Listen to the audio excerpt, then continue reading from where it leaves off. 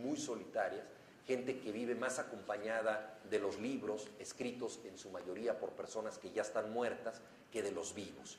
Quería también captar a este hombre que es un intercesor, es un intermediario entre el mundo clásico y nosotros, es el que pone el libro en nuestras manos.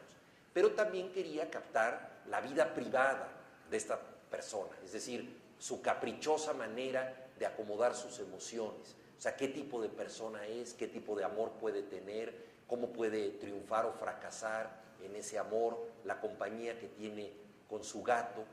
Siempre tuve presente el poema de José Emilio Pacheco, que a su vez es una derivación de Víctor Hugo, que es: ven gato, acércate, eres mi oportunidad de acariciar al tigre, ¿no?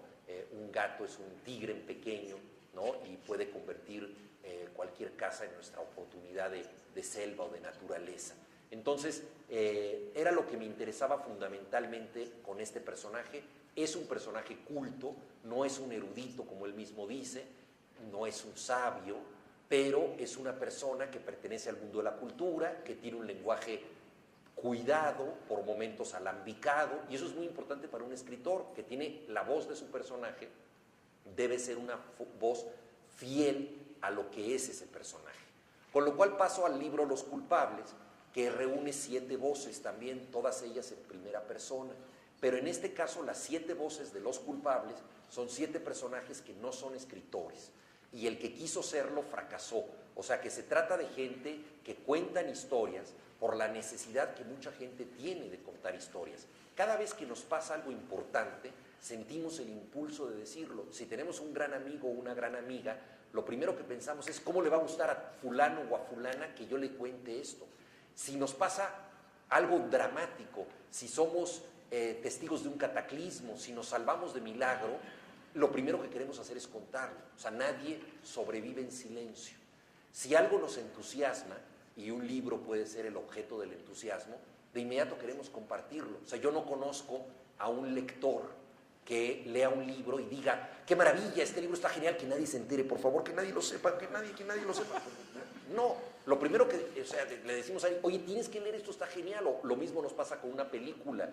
Cualquier cosa que suscite nuestro entusiasmo es algo que debemos compartir. El gozo no existe en soledad, ¿no? Y entonces eso es algo que tenemos nosotros que compartir.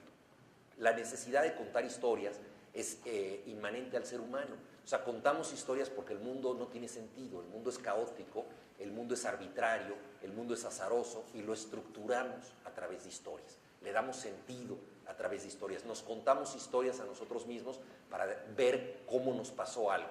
Y muchas veces contamos historias para justificarnos, ¿no? O sea, llegas a las 3 de la mañana a tu casa con la corbata en la frente, la camisa abierta, y tu mujer te dice: ¿a dónde fuiste?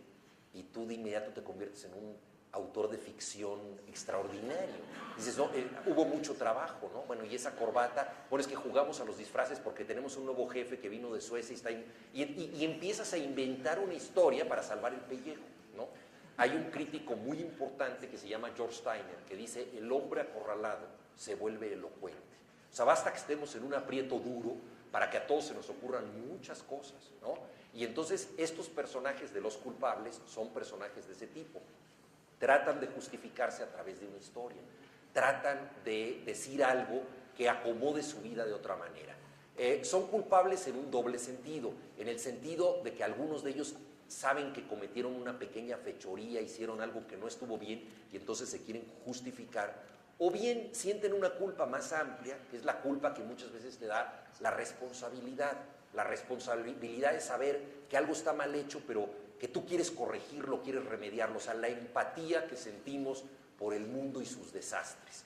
Hubo una cosa que a mí me impresionó mucho cuando hablé con un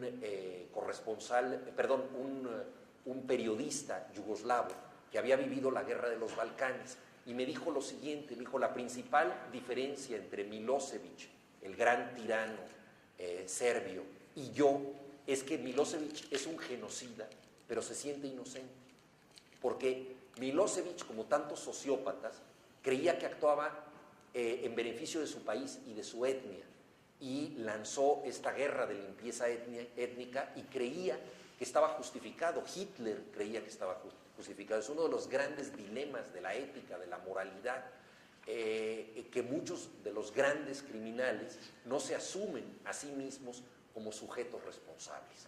Si lo hicieran, no actuarían de la manera en que actúan. Y entonces me dice este periodista, me dice, en cambio yo, que no maté a nadie en la guerra, me siento culpable de todo, ¿no? Que es esa sensación que muchas veces nos pasa cuando, si ustedes son de Guadalajara, ¿verdad? Y llega un amigo del extranjero y le quieren enseñar la ciudad, y de pronto llegan a un lugar a oír mariachis y el mariachi está borracho y alguien les quiere robar la cartera, entonces empiezan ustedes a sentir responsables de toda Guadalajara, se sienten responsables de los mariachis, se sienten responsables, ¿no? De todo nos empezamos a sentir responsables. Entonces ahí hay un sentido como de culpa un poco más amplio que nos da esta idea de la empatía. Entonces los culpables de mis cuentos lo son en estos dos sentidos, ¿no? Cuando alguien se confiesa en una iglesia, lo que está buscando es que a través de su confesión, al decirlo todo, al soltar sus pecados, se purifique, se libere, reciba una penitencia por parte del sacerdote y esto lo conduzca a una experiencia que nos brinda la religión, que es la expiación. O sea, te liberas de tu culpa, pagaste tu culpa. Bueno, el problema en la vida real es que cuando tú confiesas lo que tienes dentro y cuando tú dices las cosas, no te liberas necesariamente, sino que al contrario, te responsabilizas de lo que has dicho. O sea, muchas veces nosotros estamos en un café con un amigo o una amiga que tuvimos un conflicto, queremos aclarar las cosas, decimos, le voy a decir algunas cosas porque sí vale la pena que se entere de sus verdades. Pero claro, no le voy a decir todo, porque si le digo todo me va a odiar, ¿no? Y tampoco voy a decir lo que andan diciendo de ella, ¿no? Entonces voy a ser cuidadoso. Y entonces empezamos a hablar nosotros, y muchas veces guiados por la propia dinámica de lo que estamos diciendo, de repente nos damos cuenta que ya estamos diciendo justo aquello que no queríamos decir, que no queríamos confesar, se nos va la boca, ¿no? Y nos oímos a nosotros mismos diciendo, pero si ya estoy diciendo esto me va a meter en un súper problema. Bueno, entonces, ese es el problema de cuando nosotros utilizamos las palabras, que las palabras nos comprometen.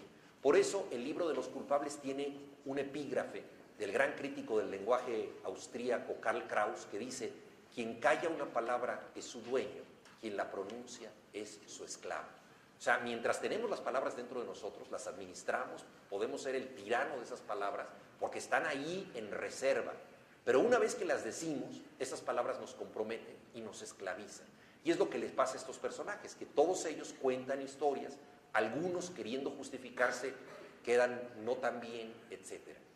Yo quería trabajar con personajes, a diferencia del bibliotecario, que no fueran personajes particularmente cultos y que fueran personajes que contaran historias verosímiles. No quise usar un lenguaje estrictamente coloquial, o sea, no quise que hablaran tal y como la gente habla en las calles.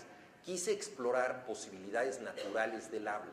O sea, yo creo que una de las tareas del escritor es tratar de que su lenguaje suene natural, pero que los personajes digan cosas que solamente pueden decir en esas páginas. Yo creo que a veces los errores del cine mexicano, por ejemplo, están en que los guionistas tratan de que la gente hable como se habla en la realidad y los personajes sí logran hablar de manera mimética como se habla en la realidad, pero eso es muy poco interesante. Todos los grandes guionistas del mundo, ya sea que los personajes sean vaqueros, sean gángsters, sean los que sean, logran que en ese universo lingüístico los personajes sean naturales y al mismo tiempo digan algo interesante, digan algo ingenioso, incluso poético. Pero es una poesía hecha de la naturalidad, es una poesía que surge un poco como por accidente. Por ejemplo, aquí en Jalisco, Juan Rulfo logró un milagro literario maravilloso, que es hacer que sus campesinos hablen de manera que suena muy natural, pero ningún campesino ha hablado nunca como un personaje de Juan Rulfo. La paradoja es que ninguno ha sonado tan genuino. Es decir, lo que hace Juan Rulfo es que esos personajes son muy naturales y al mismo tiempo muy poéticos. Es extraordinario lo que dicen, es inolvidable lo que dicen. Como Sancho Panza en el Quijote, un hombre que no tiene ninguna cultura y dice cosas maravillosas. Entonces, yo quería que estas historias tuvieran esa condición un poco accidental del habla. Como cuando nosotros estamos, por ejemplo, en una cafetería o en la antesala del médico o en un autobús y escuchamos que